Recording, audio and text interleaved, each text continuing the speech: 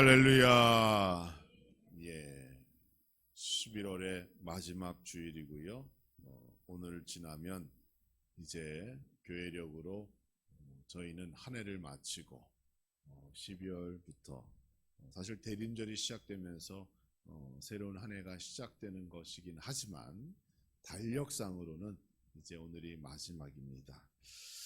지난 한 해 여러분에게 어떠한 일이 있었는지 저희가 다 일일이 알 수는 없으나 우리 하나님께서 하나님 뜻대로 여기까지 복되게 저희를 인도하여 주신 줄 믿습니다.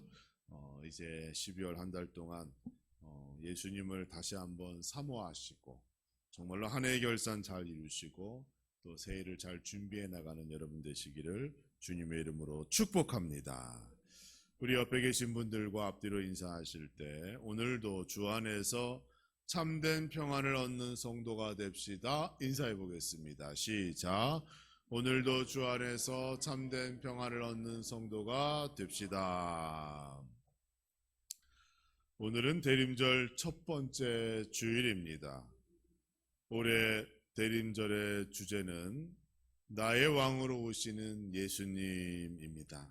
앞으로 4주 동안 이 주제를 가지고 예수님을 더 깊이 알고 또 소망하는 시간을 갖도록 하겠습니다. 여러분에게도 왕으로 오신 예수님의 그 평안과 위로가 충만한 이 대림절기가 되기를 주님의 이름으로 축원합니다. 이 땅의 모든 나라와 권세와 백성 위에 왕으로 예수님께서 오셨어요. 이 놀라운 사실에 대하여 베드로는 다음과 같이 고백합니다. 사도행전 5장 31절의 말씀이지요. 이스라엘의 회개함과 죄 사함을 주시려고 그를 오른손으로 높이사 임금과 구주로 삼으셨느니라. 이렇게 고백하고 있어요. 유대 종교 지도자들이 베드로와 그 사도들을 붙잡아서 밖에 나가 예수 그리스도를 복음을 제발 전하지 말아라. 안 그러면 너희가 죽을 수도 있다. 이러한 협박 속에 베드로가 이렇게 고백한 거예요. 하나님께서 예수님을 이 땅에 보내신 이유가 여기에 있습니다. 이 땅 위의 모든 영혼들이 예수님을 자기의 왕과 구주로 삼고 그분의 말씀에 순종하기 위함이에요. 순종케 되기 위함이에요. 이 믿음을 통하여 죄인이었던 인간은 잃어버린 하나님의 형상을 되찾게 됩니다. 이로 말미암아 우리가 전에는 마귀의 자식이었으나 이제 우리는 하나님의 자녀로 변화되고 거듭나게 된 것이에요. 거룩한 하나님의 자녀가 되었다는 것 마냥 기뻐할 것 아니에요. 우리의 이름만 바뀌었다고 그냥 하나님의 자녀가 그대로 되는 게 아닙니다. 그 이름에 걸맞게 우리가 해야 할 일이 있는 것이고 우리에게 마땅한 책임이 있는 것이에요. 또 그렇게 주의 말씀에 순종하고자 하는 자에게 하나님께서 특별한 은혜와 사랑을 보장해 주셨습니다. 그러므로 예수님을 나의 왕으로 믿고 순종하겠다는 고백이 내 안에 머무는 순간부터 우리는 하나님의 자녀가 되어 하나님의 특별한 은혜를 바라보고 살아가는 존재다라는 것 여러분 꼭 기억하시기 바랍니다. 그래서 우리가 복 있는 사람들이에요. 세상에 주는 은혜가 아니라 전능하신 하나님께서 그 백성에게 주시는 특별한 은혜와 사랑이 보장되어 있기 때문에 우리의 삶, 우리의 인생이 복이 있는 겁니다. 세상이 줄 수 없는 평안, 오늘 본문의 말씀과 같이 평안의 축복이 여러분의 삶 가운데 충만하기를 주님의 이름으로 축원합니다. 무엇보다 예수님께서 주시는 그 평안은 세상이 주는 것과 다르다라고 말씀하셨어요. 여러분, 세상 속에서 얻는 평안은 무엇을 기초로 하는지 아셔요? 대부분이 세상에서 얻는 평안은 소유의 많고 적음에서 인간이 평안을 얻습니다. 많이 얻으면 평안해진다. 물질로부터 위로를 받는 것이 세상 사람들의 공통된 특징이에요. 그러나 주님이 주시는 평안은 그런 것으로 이루어지는 것이 아닙니다. 영혼의 만족으로부터 이루어지는 평안입니다. 그리고 그 영혼의 만족은 어떻게 돼요? 범사가 잘 되어지는, 범사가 형통케 되어지는 축복으로 나에게 임하게 되는 거예요. 그러니까 우리가 주님을 잘 믿고 주님의 말씀에 순종하면 내 영혼이 만족해 되어진다. 다른 말로 영혼이 잘 되어지고, 영혼이 잘 되어지면 범사가 잘 되어지고, 범사가 형통케 되고, 그래서 하나님의 약속된 축복을 받고 살아가는 것이, 이게 축복의 원리입니다. 이뿐 아니죠. 오늘 말씀을 보니까 다시 한번 강조하셔요.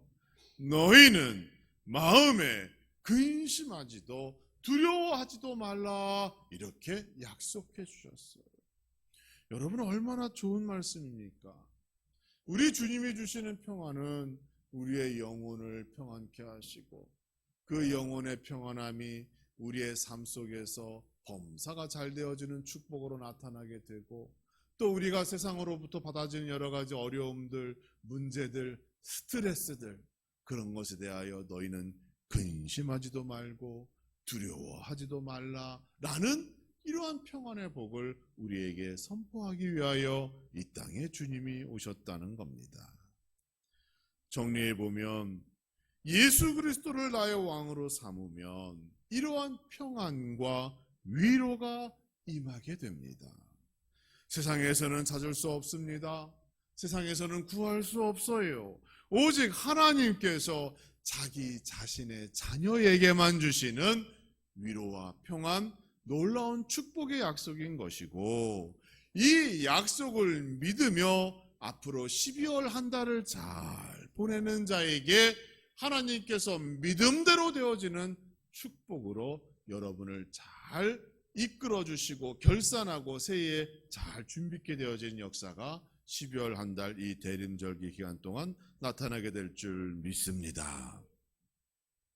여러분에게 이 12월, 내일부터 시작되는 이 12월이 진정한 평안, 완전한 위로의 계절로 나에게 마음껏 축복하여 주옵소서, 이러한 고백과 기도가 있는 여러분 되어지기를 주님의 이름으로 축원합니다.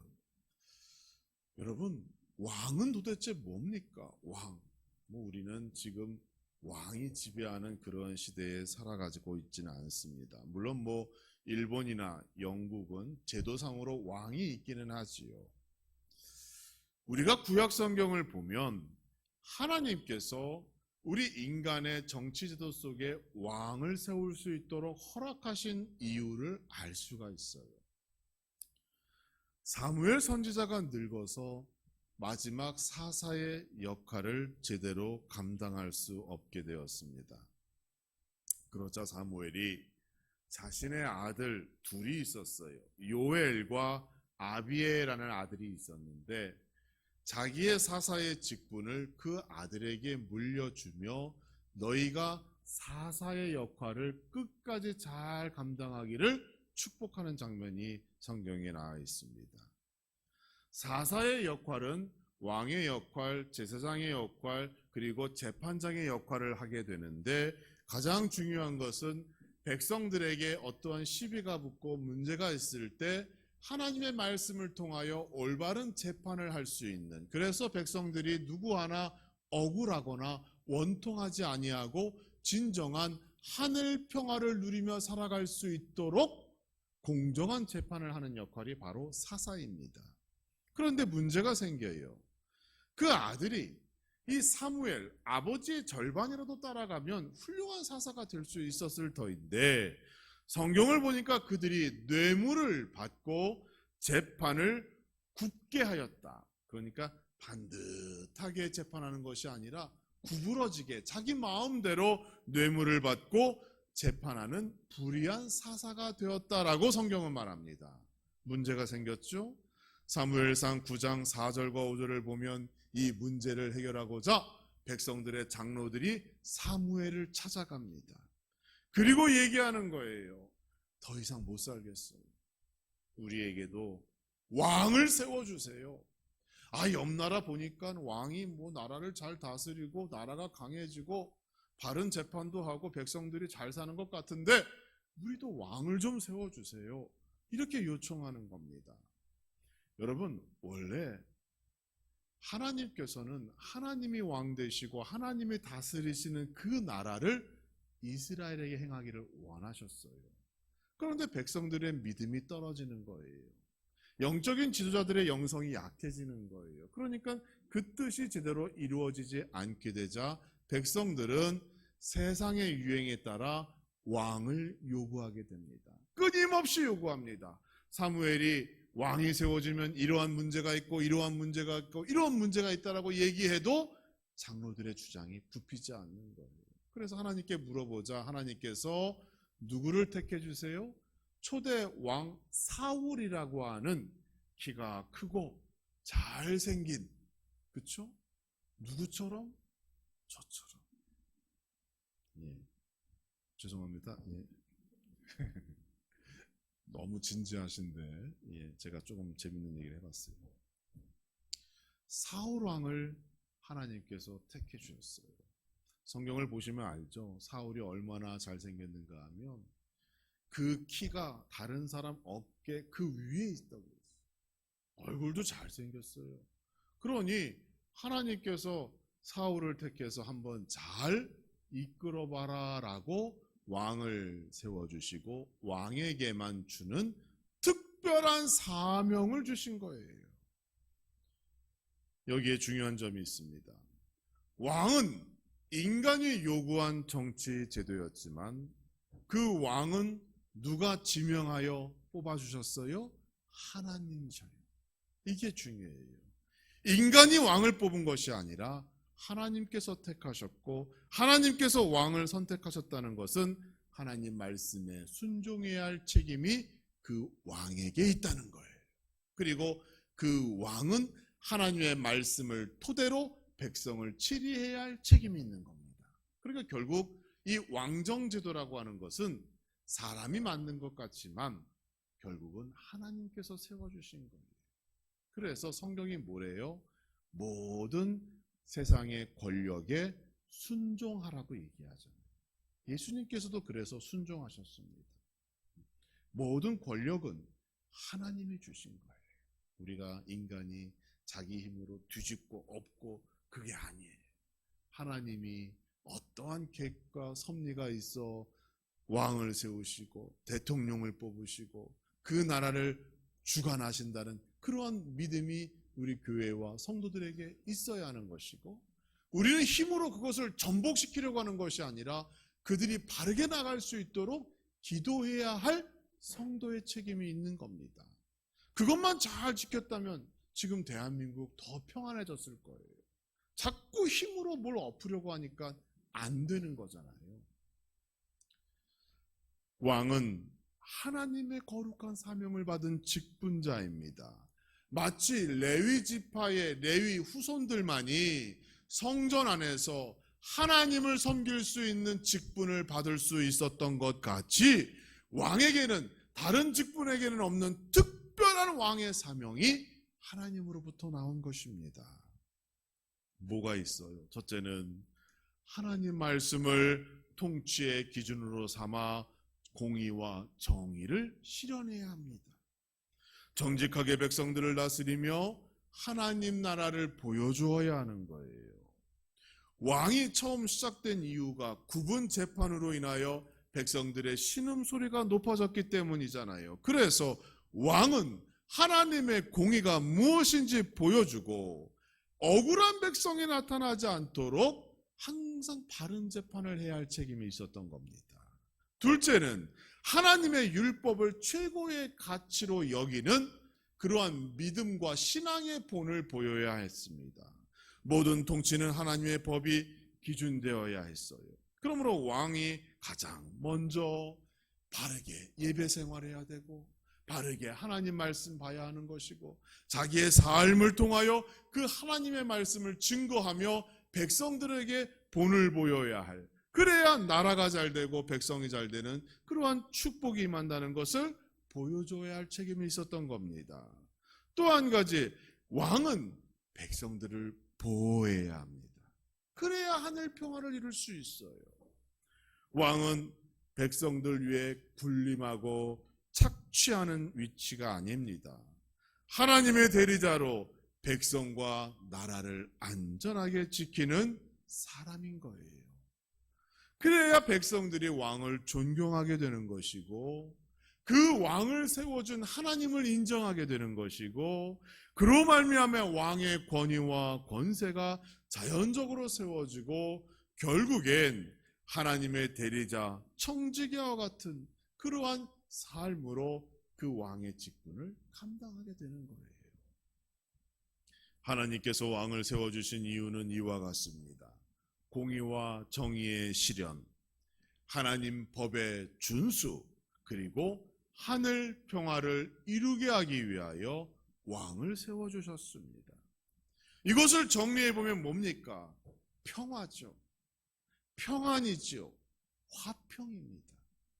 성경에서 평화, 평안, 화평은 단어는 다르지만 다 같은 의미로 사용되어집니다. 하나님께서는 구약시대나 신약시대나 초대교회부터 지금까지 동일하게 이 땅에 진정한 평화가 깃들기를 원하셨던 거예요. 인간의 힘으로 이루어지는 평화가 아니라 하나님의 말씀으로 이루어지는 평화. 이 땅 위에 하나님의 말씀이 가득 차고 하나님의 공의가 실현되어지고 모두가 죄에서 벗어나 해방되어 하나님의 자녀로서 자유로운 삶을 살아가 천국의 평화를 누리며 살기 원하는 것, 그게 하나님의 뜻입니다.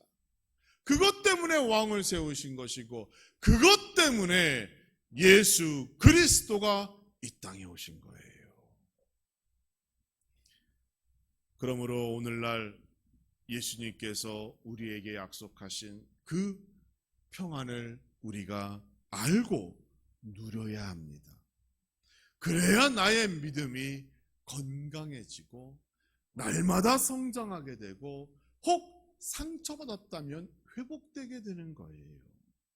무엇보다 나에게 주시는 평화로 말미암아 하늘의 위로와 기쁨이 충만한 여러분의 삶, 이 12월 되어지기를 주님의 이름으로 축원합니다.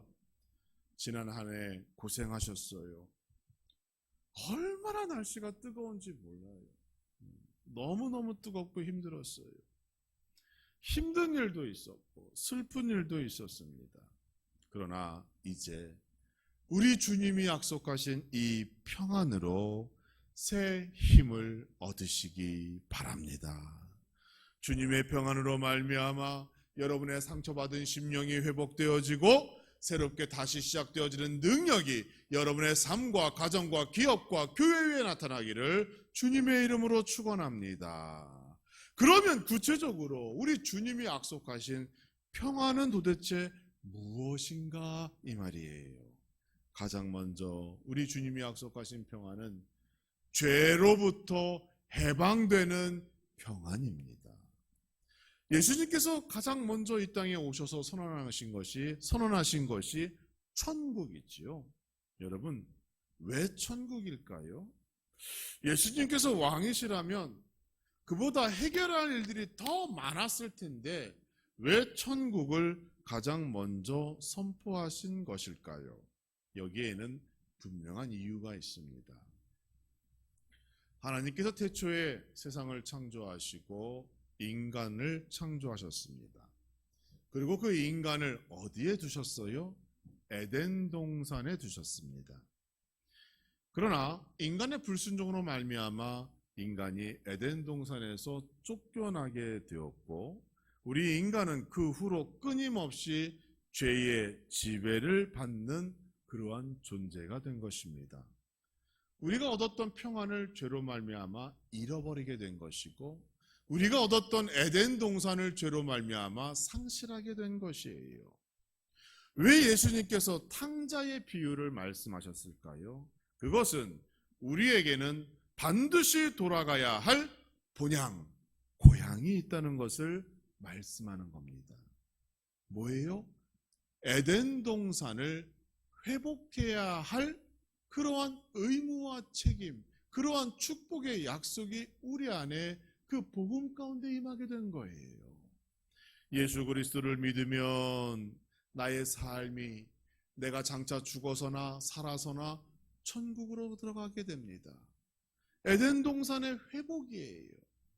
그러므로 우리는 그 천국을 방해하고 가로막고 있는 이 죄의 문제를 반드시 먼저 해결해야 됩니다. 율법으로는 그 죄의 문제를 완벽하게 해결하지 못했어요. 율법이 불완전해서가 아닙니다. 여러분 착각하시면 안 돼요. 하나님의 말씀인 율법은 완전합니다. 그런데 그 율법을 해석하고 적용할 때에 인간의 죄가 거기에 들어가 그 율법이 불완전한 것처럼 인간에게 남아진 거예요. 그래서 예수님께서 이 땅에 오신 것이죠. 말씀이 육신되어 성육신하사 예수 그리스도께서 이 땅에 오셨습니다. 예수님께서는 죄의 죽음의 권세를 깨뜨리셨습니다. 사도행전 2장 21절에서 누구든지 주의 이름을 부르는 자는 구원을 받으리라 라고 선언하게 되었습니다.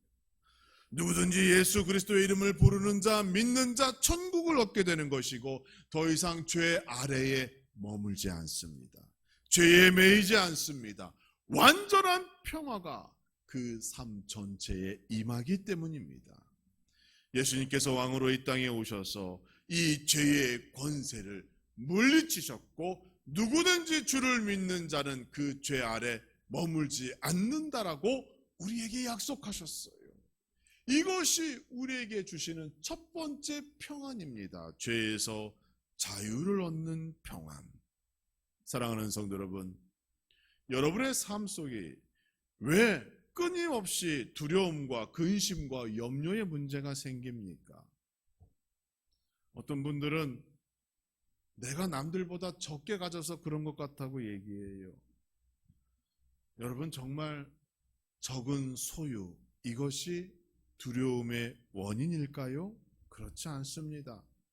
누가복음 16장에 나오는 부자와 나사로 이야기를 잘 보세요. 인간의 두려움은 내가 적게 가져서 얻는 두려움보다 내가 넉넉하고 많았을 때 얻는 두려움이 더 크다는 걸 알아야 돼요. 이걸 상실의 두려움이라고 하는데 여러분이 지금 가진 것이 적고 많고를 떠나서 지금 나에게 있는 것을 잃어버릴까 봐, 그것이 없어질까 봐 두려워하는 경우가 더 많다는 겁니다. 건강이 그렇잖아요. 지금 건강한데 내가 건강치 못할까 봐 두렵죠. 그렇죠? 지금 내가 얼마의 수입이 있는데 나중에 내가 은퇴하고 나서 이렇게 벌 수 있을까? 그것을 잃어버릴까 봐 두려워요. 우리의 두려움은 여기서 오는 거예요. 지금 내가 적게 벌어서가 아니라 가지고 있는 것에 만족하지 못하고 그 가진 것을 잃어버릴까 봐 더 두려워하는 겁니다. 그게 부자와 나사로에서 주는 교훈이잖아요. 그런데 오늘 주님께서 우리에게 뭐라고 얘기하셨어요? 두려워하지 말라라고 얘기했어요. 두려워하지 말래요. 근심하지 말래요. 염소하지 말래요. 왜요? 우리의 모든 근심과 걱정은 소유의 문제가 아니라 이 죄의 문제이기 때문에 그렇습니다. 사람 관계 때문에 걱정이세요? 여러분, 인간은 죄인이기 때문에 내가 원하는 대로 인간관계가 이루어지지 않습니다. 그래서 죄인이기 때문에 사기도 치고 속이고 거짓말하고 상대를 밟고 내가 이기려고 하는 그런 세상 속에 우리가 살아가고 있어요. 그러니까 인간관계 때문에 고민하지 마세요. 원래 인간은 그렇습니다. 계획대로 잘 안 되어 근심이 되세요? 여러분, 우리는 인간 죄인이잖아요. 계획하는 것이 완벽할 수가 없어요. 그러니까 실수가 있고 잘못이 있잖아요. 그러니까 내가 생각한 대로 계획한 대로 잘 안 되었다고 해서 근심하지 마세요. 괜히 이유 없이 불안하고 두려우세요? 마음의 죄 때문에 그렇습니다. 우리 인간이 이 마음의 죄를 안고 살면 항상 거룩하신 하나님 앞에 불안한 존재로밖에 살아갈 수가 없는 겁니다. 죄의 문제를 해결해야 평화가 옵니다. 이 죄의 문제는 오직 이 땅에 왕으로 오신 예수 그리스도를 통해서만 가능하다는 사실을 여러분 꼭 기억하시기를 주님의 이름으로 축원합니다.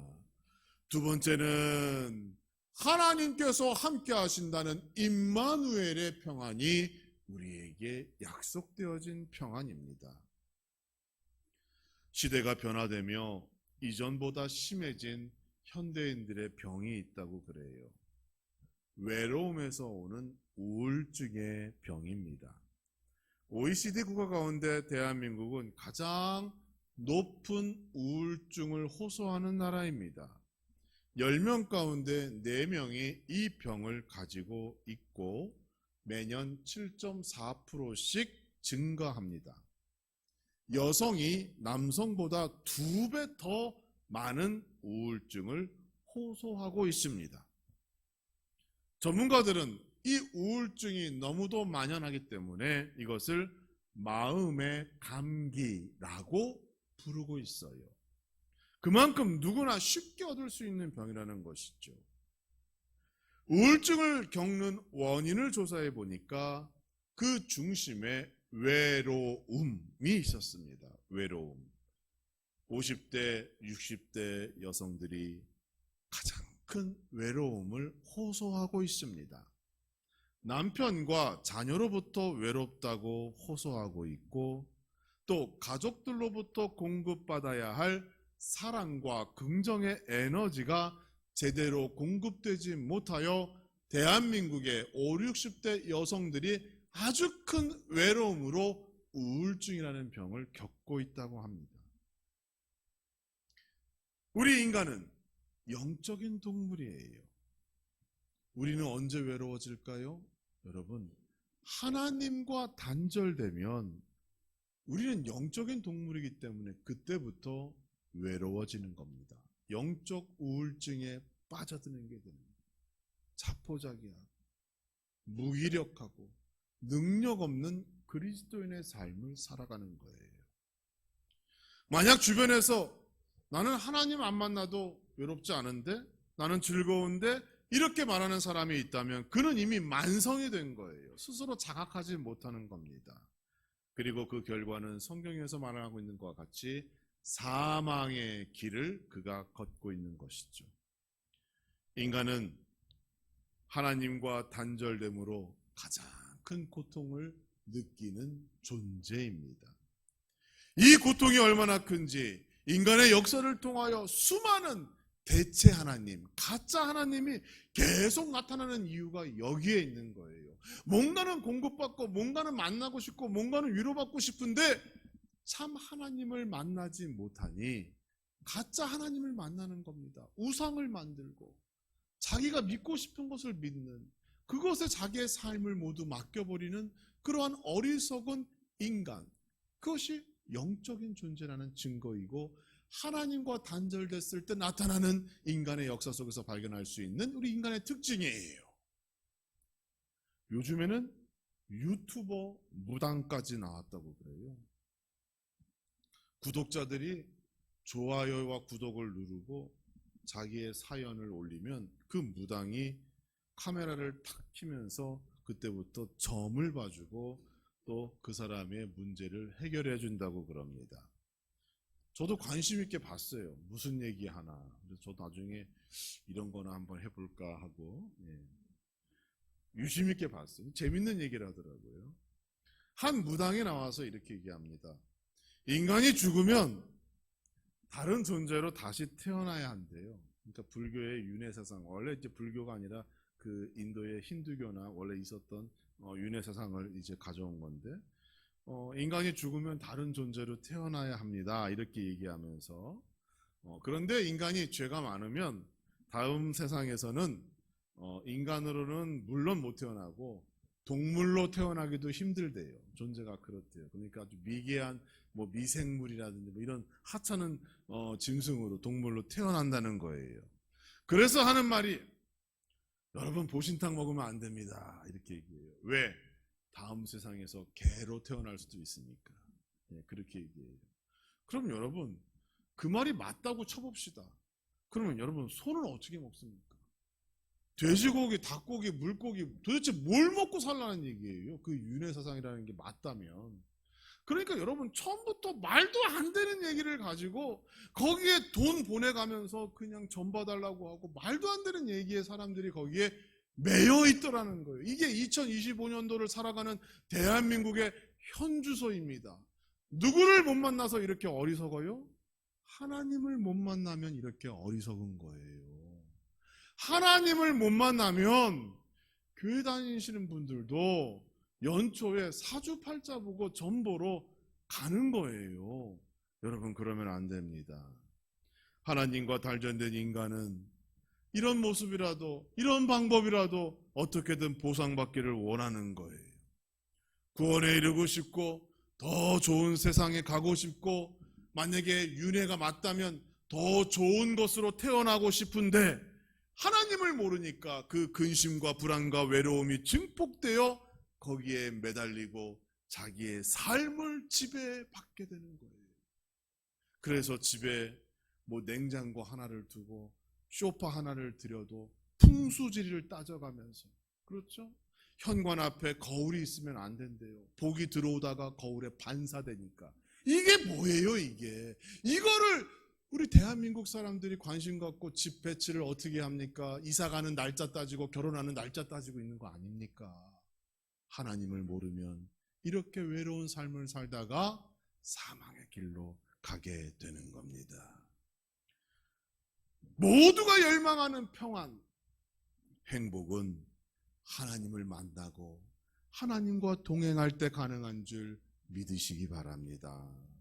하나님이 없는 평안은 모두가 가짜이고 허상입니다. 인간이 만들어낸 평안은 영원하지도 않고 또 완전하지도 않습니다. 그러나 예수님께서 임마누엘의 하나님이 되신다고 약속하셨어요. 우리와 영원까지 함께 하시고 우리의 삶을 책임져 주신다는 그 약속, 여러분 꼭 믿고 붙잡으시기를 주님의 이름으로 축원합니다. 요한복음 14장 18절을 보니 내가 너희를 고아와 같이 버려두지 아니하리라 약속하셨어요.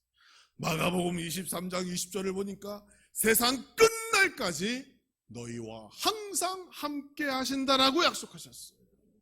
우리와 함께 하시는 하나님, 그 예수님께서 인간의 몸으로 우리의 왕으로 이 땅에 오신 겁니다. 그리고 나의 왕 되신 그 예수님께서 오늘 이 시간 우리에게 하늘 평화를 약속해 주셨습니다. 세상이 줄 수 없는 평화예요. 이제는 마음을 편히 가지시고 내일부터 시작되는 12월 올 한 해 잘 결산하시고 새로운 기도의 제목도 한번 써보시고 내년에는 이러한 일들을 해야겠다 계획도 한번 해보시고 기쁨으로 대림절기를 보내야 할 것입니다. 대림절 첫 번째 주일입니다. 우리에게 하늘 평안을 주시는 예수님을 기쁜 마음으로 다시 한번 영접합시다. 그리하면 죄로부터 해방되어 완전한 평화를 이루게 될 것입니다. 그리하면 하나님과 함께하는 은혜로 말미암아 이제 더 이상 외롭지 않을 것입니다. 임마누엘의 하나님, 우리에게 영원한 평화와 위로를 주시는 예수님, 그분 한 분만으로도 만족하고 기뻐하시는 이 대림절기가 되기를 주님의 이름으로 축원합니다.